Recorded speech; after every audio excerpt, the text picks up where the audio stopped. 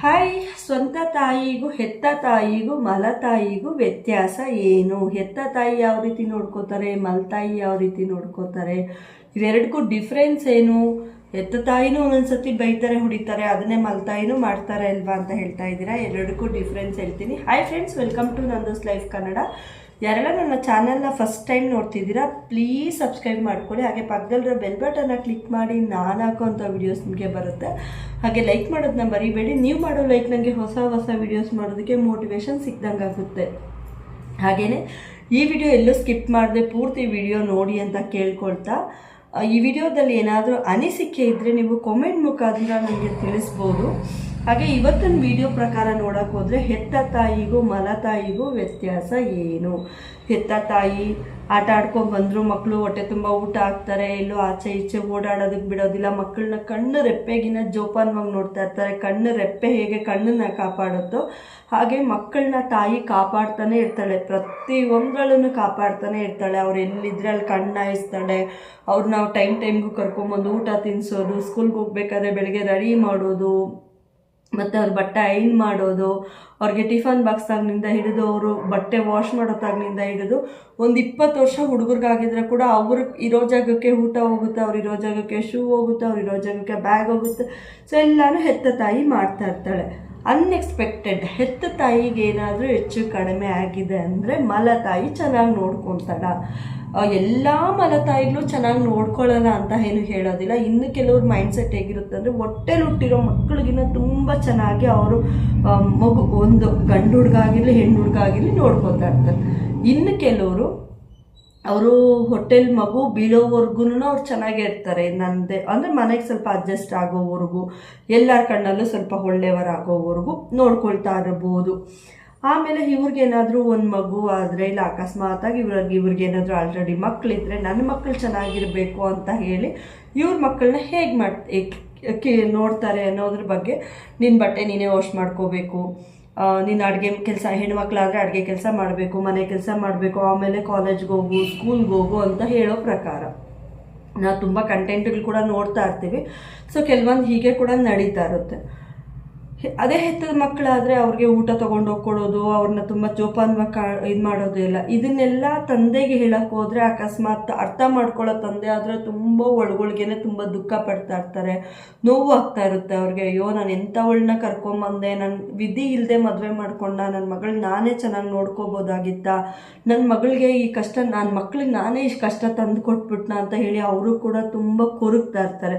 ಸರಿ, ಅವ್ರಿಗೆ ಹೇಳಿದ್ರೆ ಕೂಡ ಅವರು ಕೂಡ ಜೋರು ಮಾಡೋದಿಲ್ಲ, ನನ್ನ ಮಕ್ಕಳನ್ನು ನೋಡ್ಕೊತಾ ಇದ್ದೀನಿ, ನಿಮ್ಮ ಇನ್ನೂ ಎಷ್ಟು ಚೆನ್ನಾಗಿ ನೋಡ್ಕೊಳಕ್ಕಾಗುತ್ತೆ, ಅವ್ರನ್ನ ಮದುವೆ ಮಾಡಿ ಕಳಿಸ್ಬಿಡು, ಇಲ್ಲ ಆಚೆ ಕಳಿಸು ಅಂತ ಹೇಳೋ ಕೆಲವೊಂದು ಇದು ಕೂಡ ಇರುತ್ತೆ.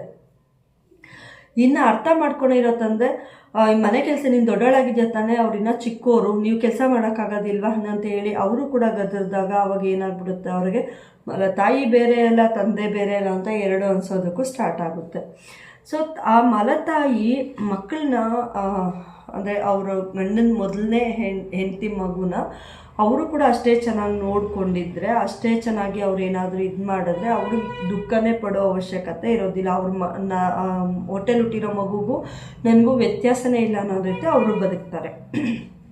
ಇನ್ನೊಂದು ಏನಪ್ಪ ಅಂದರೆ, ತಂದೆ ಮನೇಲಿರೋದಿಲ್ಲ, ಆಚೆ ಹೊರಟೋಗ್ತಾರೆ, ಅಂದರೆ ದುಡಿಯೋದಕ್ಕೆ ಹೋಗ್ತಾರೆ. ವಿಧಿ ಇಲ್ಲದೆ ಅವ್ರನ್ನ ಮನೆ, ಮಕ್ಕಳು, ಸಂಸಾರ, ಈಗ ಒಂದು ಮಗು ಇದ್ದಿದ್ದು 2 ಮಗು ಇದ್ದಿಲ್ಲ, 2 ಇರೋದು 4 ಆಯಿತು, ಈ ಮಕ್ಕಳನ್ನೂ ಸಾಕಬೇಕು, ಇವ್ರಿಗೂ ಸ್ಕೂಲ್ ಎಜುಕೇಷನ್ ಅಂತ ನೋಡಬೇಕು, ಆಚೆ ಹೋಗಿ ದುಡಿಯೋದು ಬಿಟ್ಟರೆ ನನಗಿನ್ನೇನು ಇದಿಲ್ಲ ಅಂತ ಹೇಳಿ ಆಚೆ ಹೋಗಿ ಅವರು ದುಡಿಯೋದಕ್ಕೆ ಸ್ಟಾರ್ಟ್ ಮಾಡಿದಾಗ ಆ ತಂದೆಗೆ ಮನೇಲಿ ಏನು ನಡೀತಿದೆ ಅಂತ ಗೊತ್ತಿರೋದಿಲ್ಲ. ಕೆಲವೊಂದು 3ನೇ ವ್ಯಕ್ತಿ ಮುಖಾಂತರವಾಗಿ ಗೊತ್ತಾಗುತ್ತೆ. ಸೊ ಈ ಥರ ಆಗ್ತಿದೆ, ಈ ಥರ ನಿನ್ನ ಮಕ್ಕಳು ನೋವು ತಿಂತಿದ್ದಾರೆ, ನಿನಗೆ ಗೊತ್ತಿಲ್ವಾ, ನೀನು ನೋಡಿ ಅಬ್ಸರ್ವ್ ಮಾಡೋಕ್ಕಾಗಲಿಲ್ವಾ, ಅವಳಿಗೆ ಬುದ್ಧಿ ಹೇಳೋಕ್ಕಾಗಲಿಲ್ವಾ ಅಂತ ಕೆಲವ್ರು ಹೇಳ್ತಾರೆ.